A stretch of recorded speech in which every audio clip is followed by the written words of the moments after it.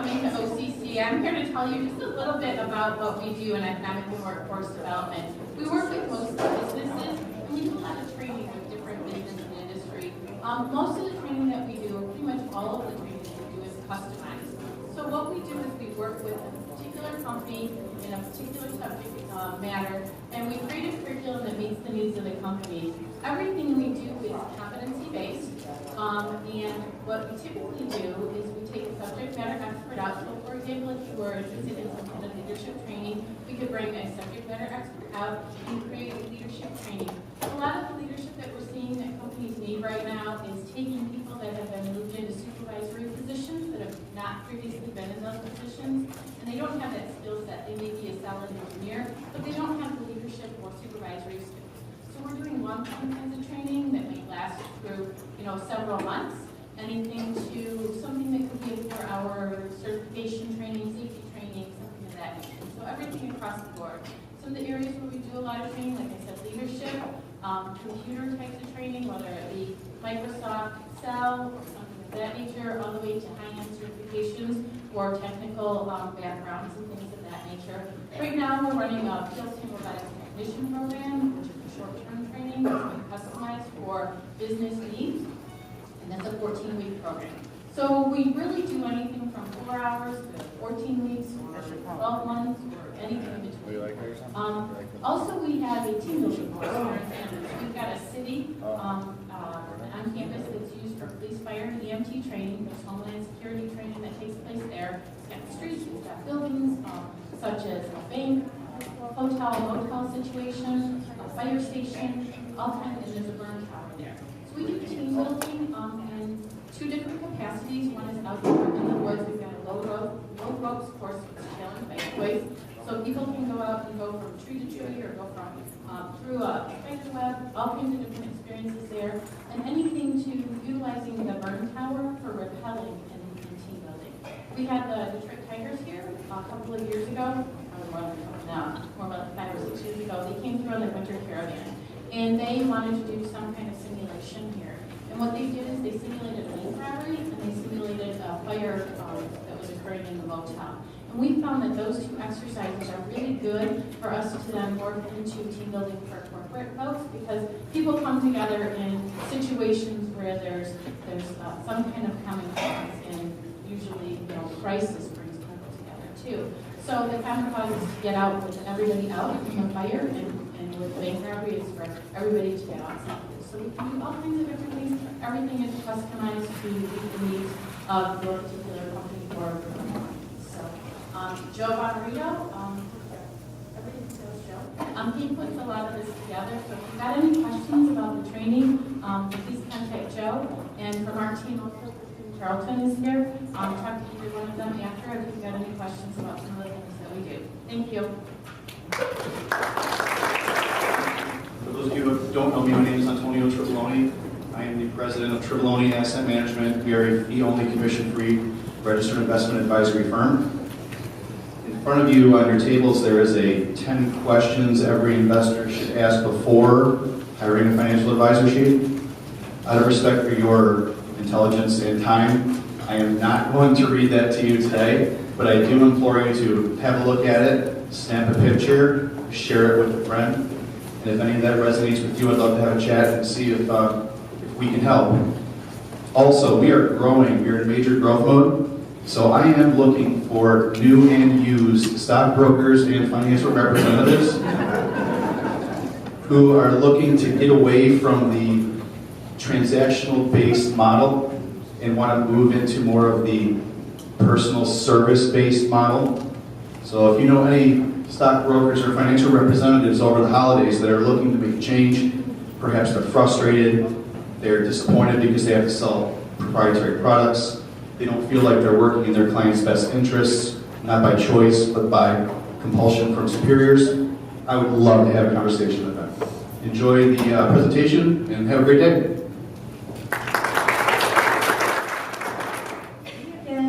So I'm Dawn Symington. I'm with Mortgage One, and I'm a residential mortgage lender. And I'm the media sponsor today. Hey, yes. So there's a blue piece of paper on here at your seat that tells a little bit about my services. But for myself, I focus on closing loans, closing on time, and helping my clients get the promised services that they're expecting after closing so they have a wonderful work experience. So I just thought I'd just take a minute to tell you about a quick story for Toby and Roberta. They came to me on November 4th, down on their luck, frustrated because they had been working with another lender for 40 days or so, and they didn't get the appraisal order. They hadn't had anything done with their approval yet, and they were told that they may not be able to get their loan. So after some fact finding, I restructured the loan, had just one of the spouses on the loan, and had the approval the same day, told them how to structure it, ordered the appraisal that Friday, and then had the third close on November 22nd. So they were able to close before Thanksgiving and get into their homes, and they have 2 adopted children that they were really trying to get into a new school, so it really touched them significantly through the process. So, so I want to help you and your family members with their next mortgage loan. So if I can do that, just let me know. As far as our guest speaker and the flow of today, so it's just about noon, and we want to make sure that we have the ability of finishing on time. So our speaker's Tom Powers. I'm going to introduce him in just a minute. He'll come and he's going to speak. He's got a wonderful presentation plan, and there's material in front of you. And this is kind of a workshop, so you'll need a pen or pencil, whatever he has. Pencils. I don't think anyone else has pencils, probably. So we'll probably wrap up at about 12:55, and we have some drawings. So if you're able to stay until 1 o'clock, that's fantastic. So we have a couple books that we're going to be giving away, a gas card, and some OCC ware and brightness and such like that. So we have this room reserved until 2 p.m. And so it's important to us that you get some great information today, and also have the ability of networking. So the facility is available and open to you until 2 o'clock. So Tom Powers has helped businesses make more money and become systemized. He owns Insight Business Coaching, and he's had many successful businesses over the last 35 years, including 7 retail shops, 1 manufacturing company, and 4 service businesses. What I like about Tom is he successfully has sold 3 businesses for profit, and he has 2 other companies that brings him additional revenue every month and every year that generates $1 million as residual income. So he's got so many talents, and I think you're going to really enjoy him today. And please welcome Tom Powers.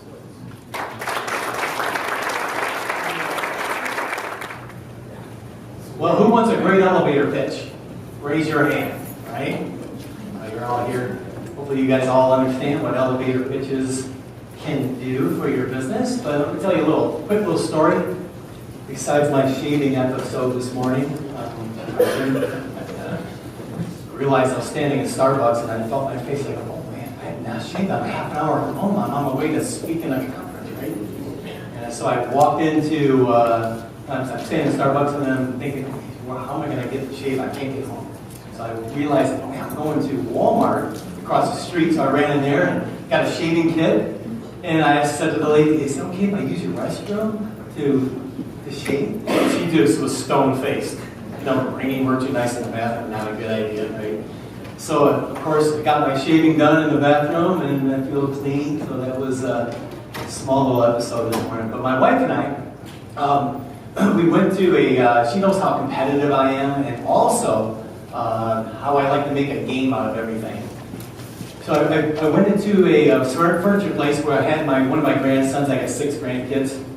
And we walked into the furniture place, and I told my wife, I said, I'm going to make it to the clearance center before the sea of, eagles, come after me. The salespeople, right? And I'm going to get there, and I'm going to bet my grandson, who's 10, I said, Cole, I'll give you $1 if I don't make it to the clearance center. And my wife, the same thing. Okay, Papa, of course I'm Papa to him, right? So here I go. I'm off, they're standing in the foyer watching this all happen. So I'm weaving up and down the aisles, and I was doing the old Mission Impossible thing. Don't make eye contact, right? So I ended up cruising down the last aisle and realized, wow, there's a guy sitting in a lazy boy chair. And sure enough, it's a sales guy. So I'm right there at the finish line, and he goes, can I help you? And he's in the lazy boy. Yes, I got busted by the salesperson, so I wasn't able to make it to the clearance center. So the moral of the story is, be aware of not being an annoying salesperson, but also having a great message in your elevator pitch to draw emotionally, and we'll talk about that some more. So, so let's get started. Elevator pitches, you know, I don't know, has anybody seen the movie The Shining? I kind of beat myself. That kind of reminds me of the old elevators, you're right, the blood coming out of the elevator. But yeah, so if you're going up to 1 floor or 52 floors, you know, be ready for your pitch. You know, have different pitches that you can use on whoever you run across. So again, somewhat it's about your target as well. We'll talk a little bit about that. So 1 floor or 52 floors. So again, the dreaded question, right? Hey, what do you do? Well, it's a good question. You know, if you pitch it, you know, how do you answer that? Generally, if you pitch it as hey, I'm a plumber or I'm a hairstylist, remember, that's who you are. That's not what you do. So you want to give them some more information on what you really do, if that makes sense. Well, let me dig a little bit deeper into what I mean by that. So think of it like a triangle, and you start at the bottom. So what you think, okay, and what we say, what we do, and how we're perceived is really, really important. Again, whatever book you read, some of the books say out there, hey, we're kind of lazy communicators. And I found myself over 35 years of business, wow, you know, I'm just not drawn to people, and I'm not getting the conversion rate that I'm really, really looking for. And a lot of you really got to dig in and dig in and dig in to your message. So we're going to work through some worksheets that help you guys on how to structure your elevator pitch. So it's really powerful. So you want to get into the mind of a potential buyer. Okay? It's not the person that you're servicing now, it's not your clients, but it's the potential buyer. Okay, and we're going to talk a little bit about that. I got one note that's on my notes, and I want to read to you. When you provide someone with what they want, you don't need to sell. They will ask you if they can buy. It's really, really true. When you hit the right hot button, we call it, we're going to talk about that, then they'll automatically just want to buy from you. It's really great. So get that great message. It's important to have a great message. So a 10 or a 60-second commercial, your mini commercial, like TV commercials are really good. If you really watch TV and how they do their commercials, they pull really well emotionally. And so that's what you kind of want to design in your own elevator pitch. It's kind of like a mini commercial of what you do. Okay? So we're going to talk a little bit about how you can pull that mini commercial to make it really effective. What happens is most businesses will go after lead generators right away. So less than 10% of the companies or salespeople really make any money or even make it in business. Okay, I had 1 out of 7 businesses that didn't make it.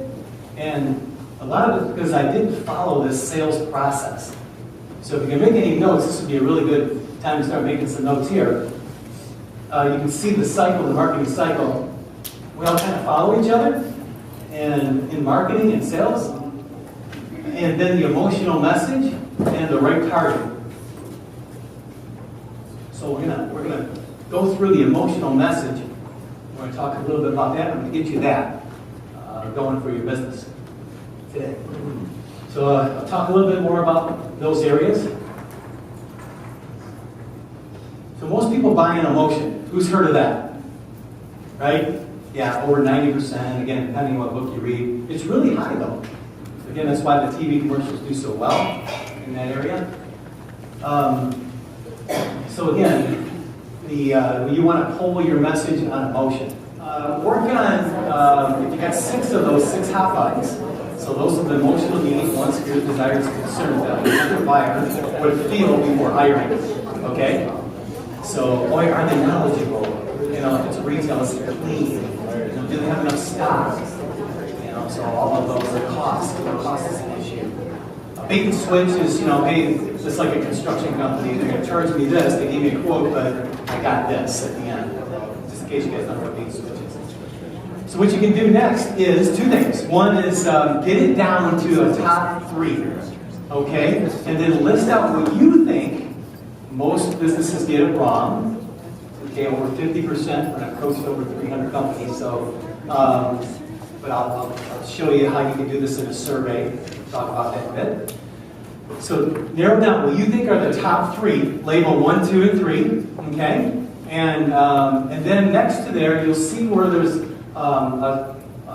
says what do they want, okay? What you can do, you don't have to do all the hot buttons, but you can say, what do they want in this hot button?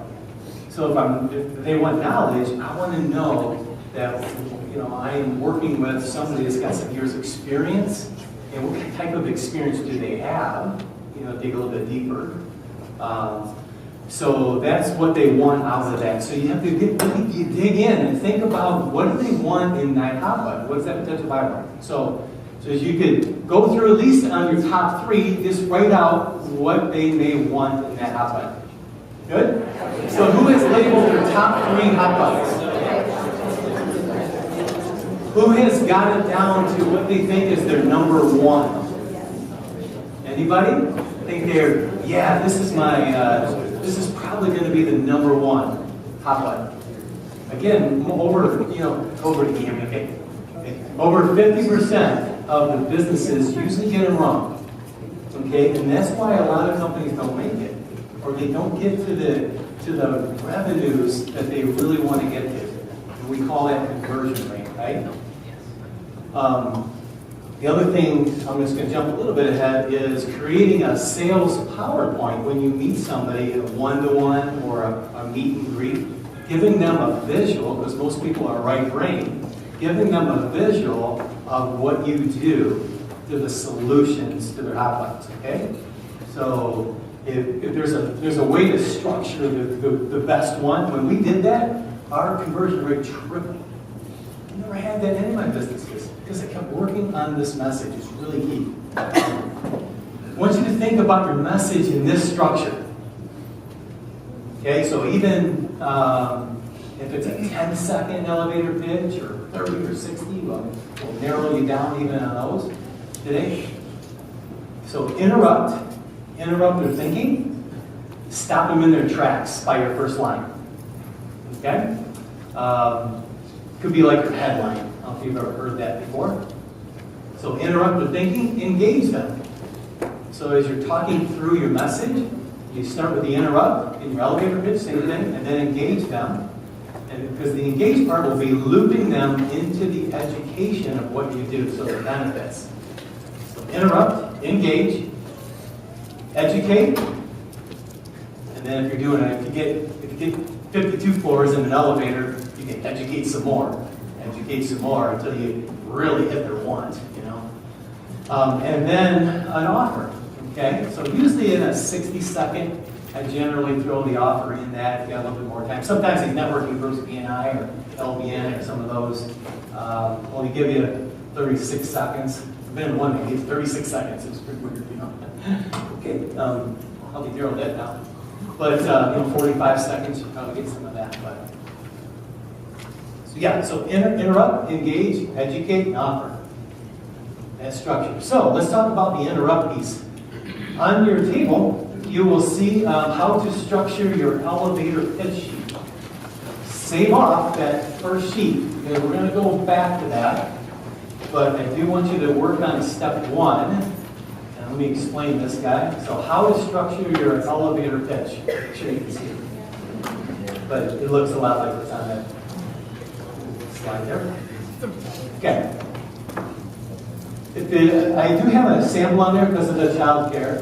And if you, I'll just share the example and I'll read it.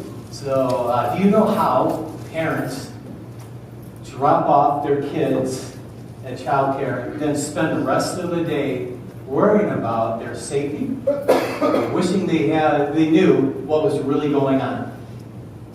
Okay, now again, this is part of this child care's elevator pitch. That's the beginning. That's the interrupt piece. do you know how? That's a good way to start. You don't have to use that one, but there's some other ways you can start out your elevator pitch. Now, if you see it in the first four sections of step one, it's all in one sentence. Okay, this is not a major ordeal, so I kind of broke it down and made it easy for you. And I put some examples underneath your sheets, and not on here, not on the slide. So again, do you know how? The ideal client description is in the second one in this sentence, depending how you pitch it. Parents. So the ideal client, that's the target that they're talking about, is the parents. It's not the kids who are going to pay for the child care, right? It'll be the parents. Drop their kids off, and then the rest of the day worrying. Okay. So do you know how they drop the kids off and they worry, right? But that's not the hot button yet. The hot button was the safety, right? Or the knowledge, or the cost. So that's where your hot button will come in. So if you think you have a number one, or pitch it off at anyone that you have on your sheet, and start to work through those first four sections with one of your hot buttons. Okay? So do you know how? I'll leave this sample up for you. I think that might be helpful for you. And then, wishing they knew what was really going on. So again, it's just another emotional concern that parent was having. So you can see she's marketing around her negative emotions, because people think negatively anyway when they're concerned, right? So we might as well market good. So market to the negative emotion. Now, if it was Bronner's up in, the Christmas store, there's not too much that's negative about Bronner's, right? So that might be more of a desire. I desire to be at a different place, and have it all Christmas. How cool is that, right? That's so unique that I can't think of another place that's like that. So, my craft and antique store that's on 18 Mile Van Dyke. I still, until probably 10 years ago, I didn't understand why that business took off. I had 7 stores doing $7.5 million, and I realized, man, we were just unique. We came out of the gate with a unique selling proposition in what we do there.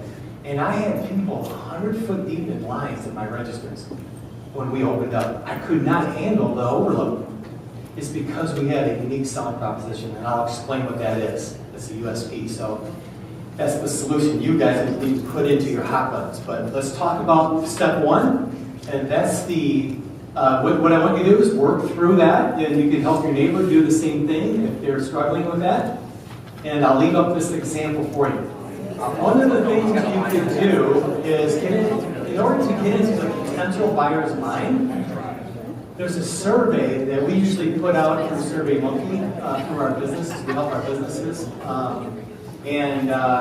So we were doing some facilitating here because Joe, wants me to do some teaching and some courses as well. So I'm new with OCC, so hopefully they'll accept that. So again, there's there will be more we can dig into the sales and marketing area. There's a lot more actually. But if you put a survey out, the top question on your survey, what are your top 3 concerns before deciding on an insurance company, or before deciding on a business code, or or Shane, has life insurance. So Primerica. So it wouldn't be Primerica, but it would be a life insurance company. So that's a great question you could put out there. We usually come up between 12 and 25 hot buttons for every company. It's just a magic number, done over 300 of these babies. So, and then narrow that down. But when you get a survey out, you're actually in their minds if it goes to the right target. So more to be said there, obviously, coaching area. But so again, when you structure this, remember this, that all 4 of these areas is just basically the first sentence, right? Hopefully you'll be able to walk away and think about, okay, what hot button am I pitching around? Now let's dig in a little bit more. So to engage them. Okay, so now you want to answer the solution to their hot button, correct? You guys have heard of that, I'm sure. So what's your innovative idea? Like Steve Jobs was so good, there was so much competition. You know, in the sea of the competition that you have, that we all again have, what separates you from everybody else, right? This is a good way to work through to get to your unique selling proposition. Okay, because you want to have a solution to the right hot button. Most people get it wrong, so they're messaging around the wrong,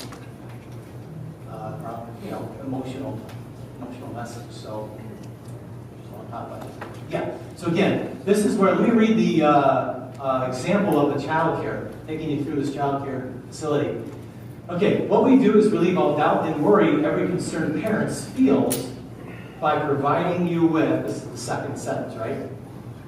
With WebWatch. An online camera surveillance system you can access from your home or work and watch your child whenever you want. Relieving the negative emotion, right? Your anxiety and stress, and instead giving you complete peace of mind. Wow. It's better than say, I own a child care service, right? This is more powerful. Now, there's a lot more fluff into this one today for you guys, because I want to show you some really good meat in what you can do into educating them. Okay, so, and engaging them. So interrupt was the first part. You've interrupted thinking, you got their attention. Second part, what do you do to relieve that and the solution to that?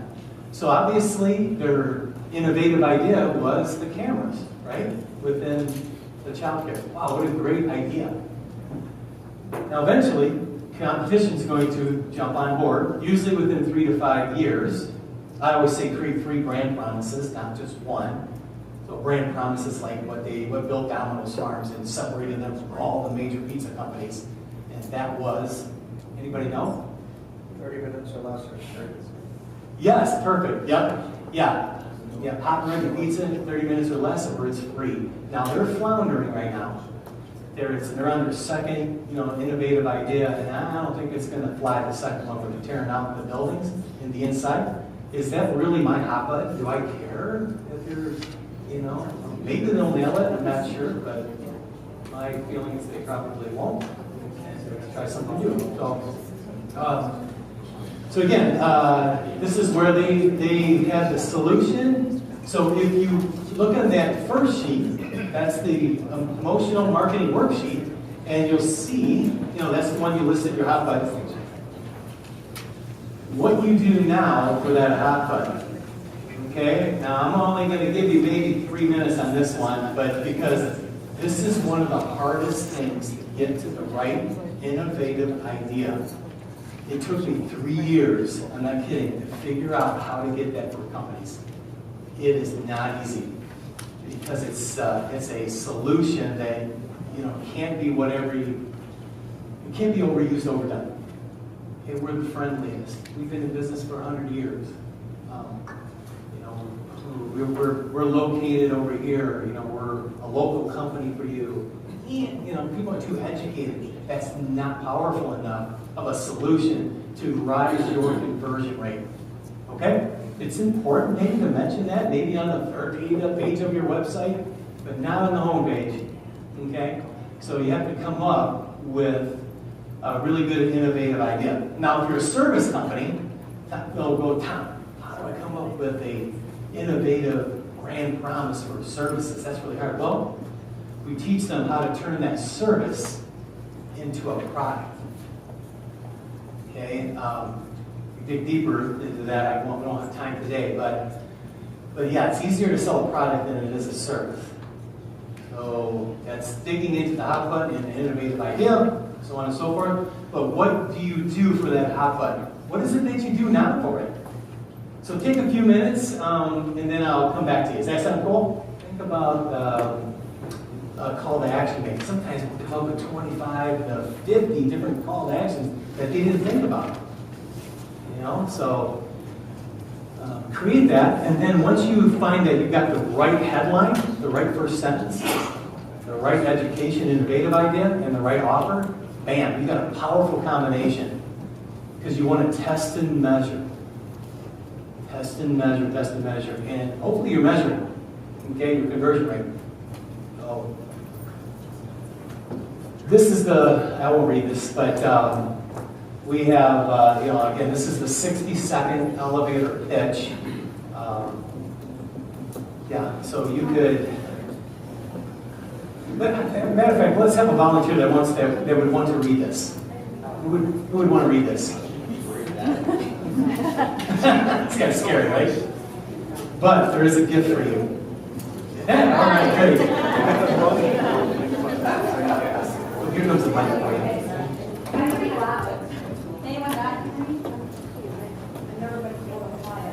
Do you know how you drop your kids off at child care and then spend the rest of the day worrying about their safety and wishing you knew what was really going on? What we do is relieve all doubt and worry every concerned parent feels by providing you with WebWatch, an online camera surveillance system you can access from your home or work and watch your child whenever you want, relieving your anxiety and stress and instead giving you complete peace of mind.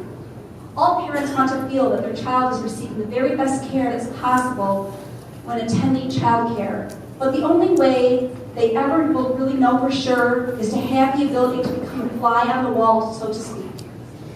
They need the ability to look in on their child's situation at any time they choose, which naturally holds the child care and its staff completely accountable and virtually assures their child will receive quality care and attention. I've surveyed all 17 of the local area child care facilities in 10 major areas that concern all parents with children in child care, areas such as health, nutrition, accountability, and education.